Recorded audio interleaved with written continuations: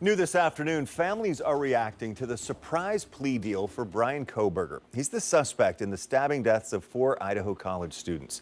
Kohberger has agreed to plead guilty, which could mean no trial, but also no possibility of the death penalty. Jonathan Vigliotti has the story. More than 2.5 years after the murder of 4 University of Idaho students, 30-year-old Bryan Kohberger could be on the verge of pleading guilty. In a letter sent to those victims' families, Kohberger accepted a plea deal that would keep him in prison for the rest of his life, without the possibility of an appeal or parole.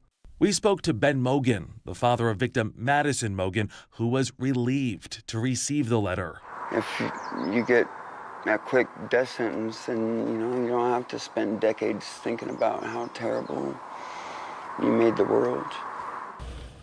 In November 2022, Madison, along with Xana Kernodle, Ethan Chapin, and Kaylee Gonzalez, were all found stabbed to death at an off-campus home in Moscow, Idaho. Kohberger was arrested several weeks later in Pennsylvania and extradited to Idaho. DNA evidence also linked him to a knife sheath found at the crime scene. I spoke with Steve Gonzalez, the father of victim Kaylee Gonzalez, earlier this year during the pretrial hearings.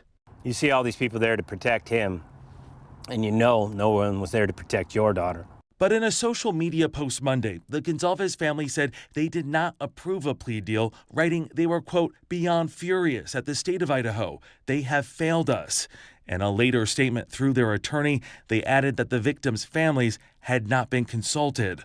For Mogan's father, the plea deal is justice. We can actually put this behind us and not have these future dates and future things that we don't want to have to be at, that we shouldn't have to be at, that have to do with this terrible person. We get to just think about the rest of our lives and have to try and figure out how to do it without Maddie and without the rest of the kids.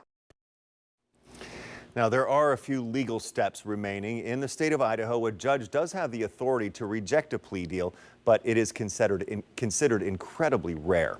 That hearing is tomorrow.